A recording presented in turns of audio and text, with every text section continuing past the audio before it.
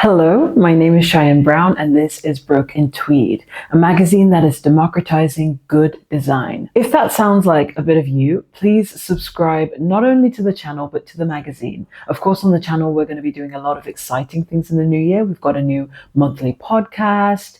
We are doing a monthly house tour, and we're also doing a few other bits in charity shops and secondhand places to get good, affordable finds for you. Jumping straight in, we have to talk about 2025.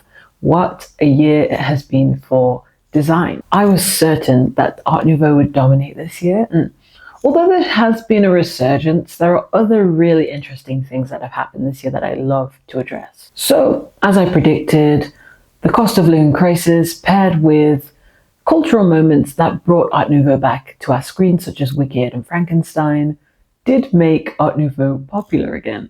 People across the UK were encouraged to restore some of the many 1930s homes in Britain. So we very much did see an Art Nouveau revival. People got to restoring old features like corbels and trim work, but also they were sourcing secondhand finds that fit the period, such as leaded glass and beautiful ornate brasswork.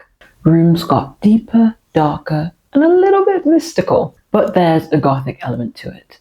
I interviewed Etsy's trend expert earlier this year who told us that the searches for antique Gothic decor have increased by 17 times the number they were before. But how much of that was a rejection of modernity? There was a widespread visceral reaction to Pantone's colour of the year being Cloud Dancer.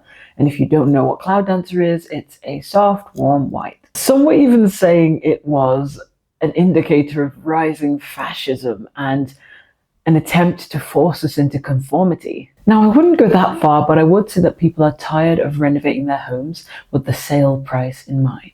And the way that the housing crisis is going, people are going to be stuck with their homes for much longer than they used to be. One of the most interesting things that's happened this year is the merging of body and home. Post-COVID, we're finding that we're in our spaces more than ever. With that, we've discovered a disconnect between how we dress ourselves and how we dress our homes. So many fashionable folk are trying to merge the two worlds in an attempt to feel more connected with who they truly are in more facets than just their wardrobe. We saw this in Oliver Bonas and Shrimps, we saw this in Ruggable and Rixo, and we just seen it in Desenio's iconic print from their Modern Composure collection, where they have the subject being a chair dressed like a person. And it's just this image of the two worlds no longer being exclusive. It acknowledges the shift in how we see the two disciplines. Having a cool wardrobe is no longer enough. Something that I predict will be a huge part of 2026 is interiors merging with food. And I think the reason this is because we've seen fashion and interiors merge, and fashion had a massive aesthetic food moment this year.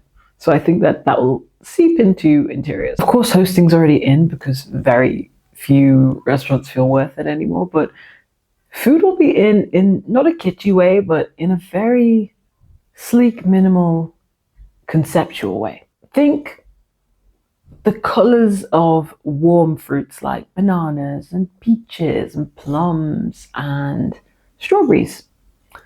And what we'll want is kind of that finish that looks almost glazed. So glass will be a huge thing. Glassworks will be massive.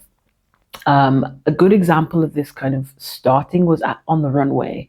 So when you saw Bottega Veneta's almost gummy looking stools, I think it's also coming in because we're moving towards colored and stained glass again, like I said in the 2025 predictions.